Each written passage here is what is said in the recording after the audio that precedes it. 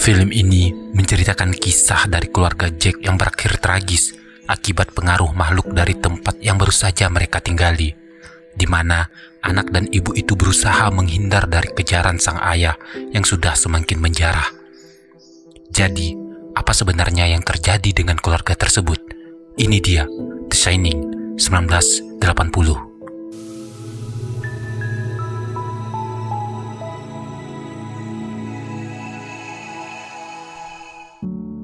Pada suatu hari, seorang pria bernama Jack, sekaligus ayah dari Danny, datang ke sebuah hotel untuk melakukan sesi wawancara. Hotel tersebut adalah Hotel Overclock, di mana Jack diminta untuk menjaga hotel selama musim dingin. Setelah Jack menyetujui permintaan sang manajer, Stuart kemudian bercerita kalau dulu pernah ada penjaga hotel yang membantai seluruh anggota keluarganya sendiri. Setelah itu, kepala keluarga tersebut kemudian memilih untuk mengakhiri hidupnya. Jack yang kebetulan seorang penulis kemudian berkata kalau cerita demikian mungkin saja bisa membantunya dalam mencari referensi dalam tulisannya. Singkat cerita, Jack kemudian pulang lalu menjemput anak dan istrinya untuk diajak ke hotel tadi. Dari awal, sang anak, Danny, sebenarnya sudah merasakan akan ada hal buruk terjadi nantinya jika mereka masih tetap nekat untuk pergi ke sana. Karena sebelumnya, Danny sempat diberitahu oleh salah satu temannya yang memiliki kekuatan supranatural kalau di tempat yang akan mereka kunjungi tersebut bukanlah suatu tempat yang baik. Singkatnya, tibalah mereka di hotel tersebut. Mereka pun disambut baik oleh sang manajer yang kemudian mengajaknya untuk berkeliling melihat keadaan hotel. Beberapa saat kemudian, sampailah mereka di dalam bar. Di sana, sang manajer juga memperkenalkan kepada seorang koki yang bernama Dick. Dick kemudian mengajak Danny dan ibunya untuk melihat persediaan makanan di dapur agar mereka tidak kesulitan dalam mencari selama mereka menempati hotel itu. Di sini, Dick mengetahui kalau Danny adalah seorang The Shining atau indigo sama seperti dirinya.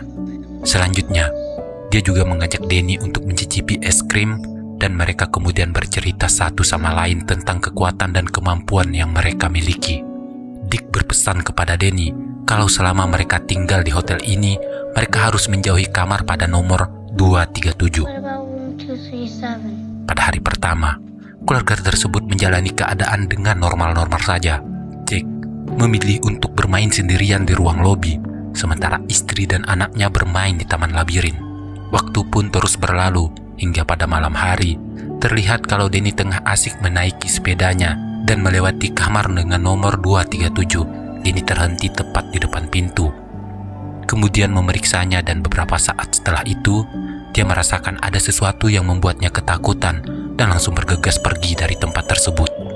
Sementara sang ayah masih asik menulis dengan mesin ketiknya di lobi hotel. Dia terlihat marah saat istrinya datang ke sana dan mengajaknya untuk bicara.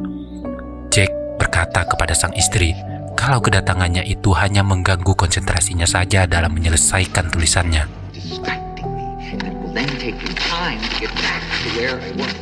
Di keesokan pagi, di luar hotel, tiba-tiba turun salju dengan sangat lebat. Keadaan itu membuat Danny dan sang ibu keluar untuk bermain menikmati salju. Sementara Jack yang terlihat masih kesal terus memandangi anak dan istrinya dengan tatapan aneh. Setelah itu, kembali ke hotel.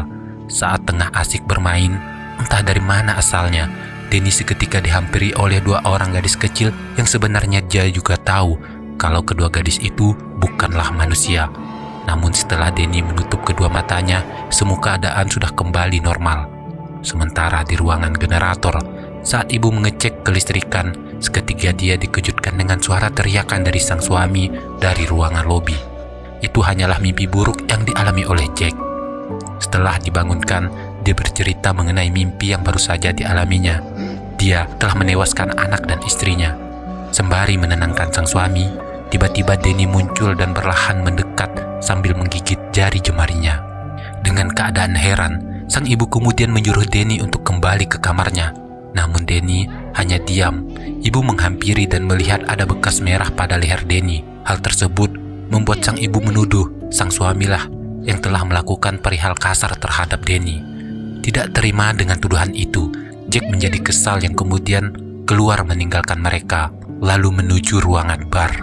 Di sana, dia berkata, "Tuhan, akan kuberikan apapun agar aku bisa minum." Saat itu juga, tiba-tiba muncul seorang pelayan bar tepat di hadapannya. Jack merasa tidak ada yang aneh dengan keadaan itu. Orang tersebut kemudian menawarkan sebuah minuman kepada Jack, dan di saat dia melihat isi dompetnya, ternyata Jack tidak membawa uang sepeser pun. Namun pelayan tersebut berkata kalau Jack tidak perlu membayar minuman tersebut. Jack kemudian curhat mengenai anak dan istrinya kepada pelayan itu. Seketika, sang istri tiba dan berkata kalau di sana ada orang lain yang tinggal selain mereka bertiga. Dia juga mengatakan kalau bekas merah pada anaknya itu karena dicekik oleh seorang wanita tua yang tinggal di dalam hotel tersebut, yang kemudian keluar dari bak mandi. Di lain tempat, saat akan tidur, sang koki, Dick, kemudian diperlihatkan dengan pandangannya kalau dalam waktu dekat akan terjadi hal buruk dengan keluarga Jack. Ia lalu mencoba menghubungi nomor hotel tersebut, namun sayangnya teleponnya tidak bisa terhubung karena di saat itu cuaca sedang buruk. Kembali di hotel, Jack kemudian mengecek kamar mandi dengan harapan bisa menangkap orang yang telah menyakiti anaknya. Namun, dia tidak melihat orang tua yang mereka cari, dan malah ada seorang gadis cantik yang baru saja keluar dari bathtub dengan kondisi transparan. Jelas saja, Jack tidak mau menyanyiakan momen tersebut. Dia pun menghampiri yang kemudian mengendus gadis tersebut. Seketika, dari refleksi cermin, betapa terkejutnya Jack kalau apa yang baru saja ia endus itu hanyalah wanita cupu dengan kondisi menakutkan. Setelah berhasil kabur, dia langsung menemui sang istri dan mengatakan bahwasanya dia tidak melihat apapun di dalam kamar mandi.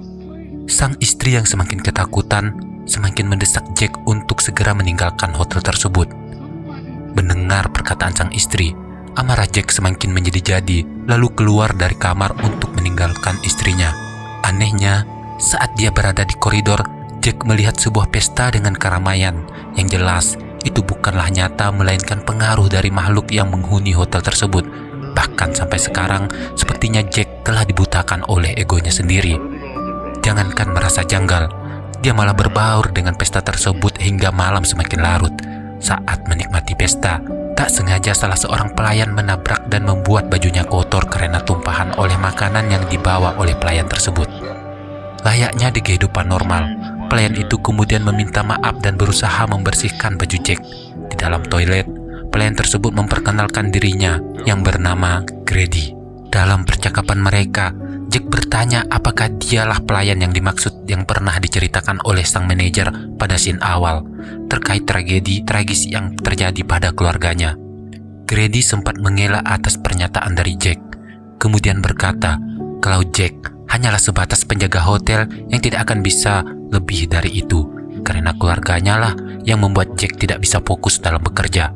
Dia juga menambahkan saran kepada Jack agar segera memberikan pelajaran kepada anak dan juga istrinya.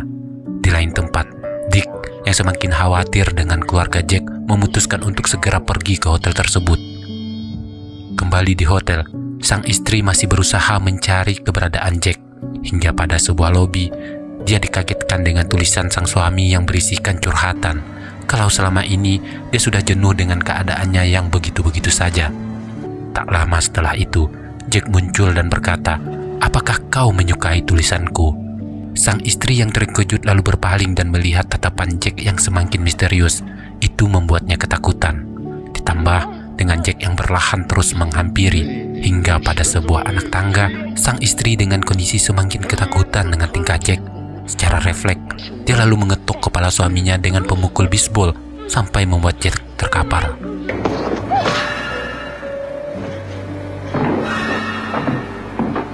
Jack yang tak berdaya itu pun kemudian ditarik hingga sampai ke sebuah gudang yang kemudian dikunci dari luar. Wendy, seketika ia mengambil sebuah pisau dapur dan berkata kepada Jack kalau dia sudah tidak betah lagi dan akan segera pergi bersama anaknya dari tempat itu. Mendengar perkataan istri, Jack semakin murka lalu menjawab kalau istri dan anaknya tidak akan bisa keluar dari tempat itu karena satu-satunya mobil yang ada di sana telah ia rusak. Check it out. Mendengar pernyataan tersebut, Wendy bergegas keluar dan langsung menuju garasi. Dan benar saja, mobil tersebut telah dirusak oleh Jack. Pada malam berikutnya, di saat Wendy tengah tidur, ia dibangunkan oleh anaknya, Danny, yang saat itu telah dirasuki oleh sahabat supranaturalnya yang bernama Tony. Juga menuliskan sebuah pesan peringatan kepada Wendy kalau ada seseorang yang akan menewaskan keluarga mereka dan sekarang sedang menuju kamar tersebut. Sementara Jack yang sudah dirasuki oleh makhluk lalu berhasil membebaskan diri dan berjalan menuju kamar Wendy. Setibanya di dalam, Wendy dan Danny berusaha untuk mencari tempat persembunyian lalu menuju kamar mandi. Di sana, ia berusaha untuk kabur lewat jendela dan mengeluarkan Danny terlebih dahulu.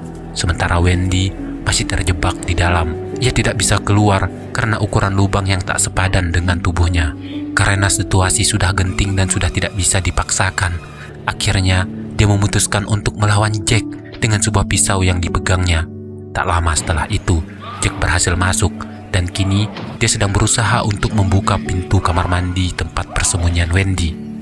Di saat Jack akan membuka kunci dari lubang yang dibuatnya, saat itu juga Wendy menyayat tangan Jack. Namun tetap saja, Jack berhasil masuk ke dalam kamar mandi. Tiba-tiba terdengar suara kendaraan yang sedang menuju hotel tersebut.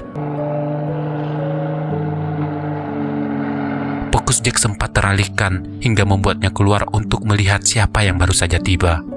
Pada ruangan lobi, ternyata yang datang adalah Dick. Dengan segera Jack langsung menghayunkan kapak pada dada Dick hingga membuatnya tewas seketika. Selanjutnya, Jack menyalakan seluruh lampu luar ruangan dan berhasil melihat anaknya yang tengah bersembunyi di sebalik pintu mobil.